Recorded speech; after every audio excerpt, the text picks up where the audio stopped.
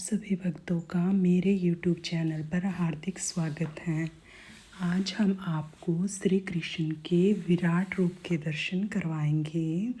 जब अर्जुन ने युद्ध करने से मना किया तब भगवान श्री कृष्ण ने उनको कहा कि हे पार्थ, उठो और युद्ध करो।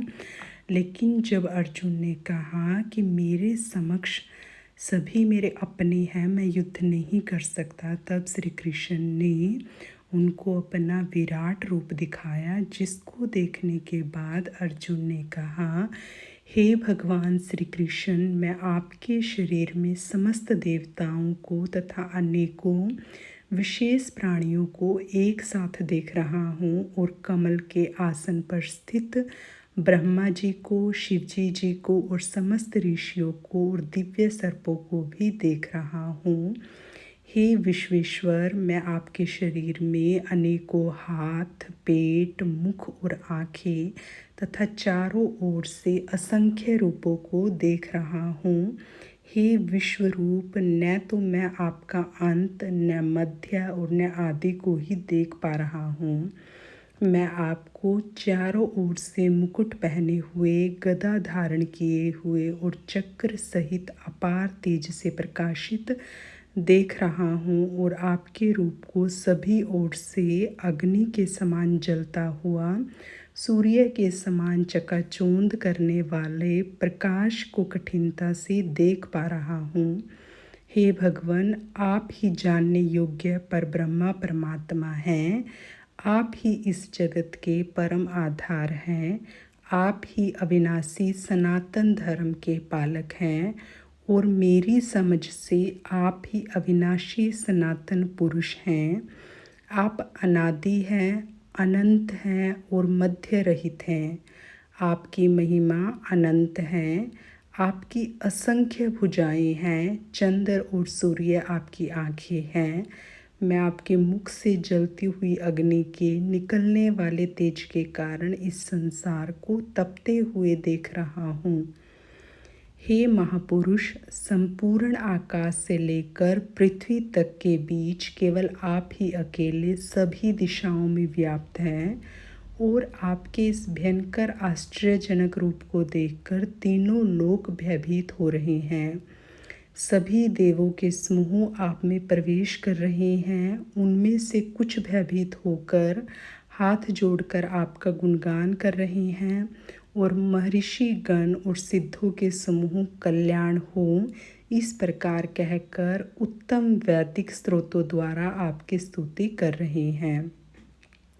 शिव के सभी रूप, सभी आदित्यगण, सभी वसु, सभी साध्यगण, संपूर्ण विश्व के देवता, दोनों अश्वनी कुमार तथा समस्त पितरों का समूह, सभी गंधर्व, सभी यक्ष, समस्त राक्षस और सिद्धों के समूह, वह सभी आश्चर्यचकित होकर आपको देख रहे हैं।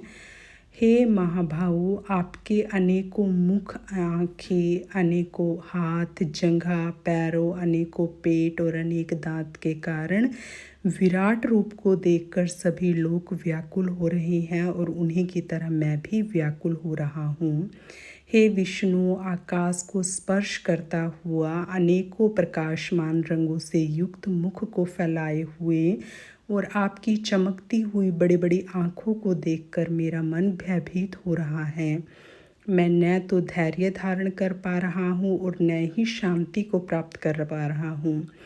इस प्रकार दांतों के कारण विकराल और प्रलयकारी की अग्नि के का समान आपके मुखों को देखकर मैं आपकी न तो कोई दिशा ही जान पा रहा हूँ और न ही सुख पा रहा हूँ। इसीलिए हे देवेश, हे जगन्नाथ, आप मुझ पर प्रसन्न होइए। तब भगवान श्री कृष्ण ने कहा, मैं इस संपूर्ण संसार को नष्ट करने वाला महाकाल हूँ। इस समय इन समस्त प्राणियों का नाश करने के लिए लगा हुआ हूँ। यहाँ स्थित सभी विपक्षी पक्ष के योद्धा तेरे युद्ध न करने पर भी भविष्य में नहीं रहेंगे। इसीलिए तू यश को प्राप्त करने के लिए युद्ध करने के लिए खड़ा हो और शत्रुओं को जीतकर सुख संपन्न राज्य का भोग कर भगवान श्री कृष्ण ने कहा, हे अर्जुन, मैंने प्रसन्न होकर अपनी अंतरंगा शक्ति के प्रभाव से तुझे अपना दिव्य विश्व रूप दिखाया है।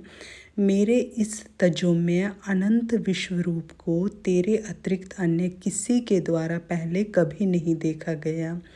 मेरे इस विश्व रूप को मनुष्य लोक में न तो यज्ञों के द्वारा, न वेदों के अध्ययन द्वारा, न दान के द्वारा, न पुण्य कर्मों के द्वारा और न कठिन तपस्या द्वारा ही कहीं देखा जाना संभव है। मेरे इस विश्व रूप को तेरे अतिरिक्त अन्य किसी के द्वारा पहले कभी नहीं देखा गया। हे मेरे भक्त, तू मेरे इस विकराल रूप को देखकर न तो अधिक विचलित हो, न ही मोहग्रस्त हो। अब तू पुनः सभी चिंताओं से मुक्त होकर प्रसन्नचित्त होकर मेरे इस चतुर्भुज रूप को देख। अर्जुन देखते हैं कि श्री कृष्ण का शरीर असंख्य मुखों, नेत्रों, भुजाओं, पैरों, पेटों और विकराल दांतों से युक्त है।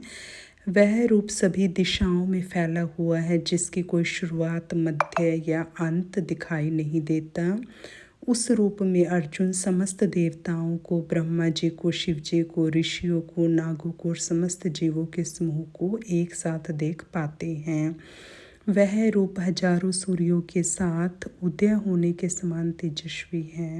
विराट रूप न सिर्फ ईश्वर की शक्ति का प्रतीक है, बल्कि यह हमें यह सिखाता है कि जब हम धर्म के मार्ग पर चलते हैं तो स्वयं भगवान हमारे पीछे खड़े होते हैं, भले वे दिखे या न दिखे। भगवान श्री कृष्ण ने स्वयं कहा है, यदा यदा हि धर्मस्य ग्लानिर्भवति भारत अभ्युत्थानं धर्मस्य तदात्मानं सृजम्।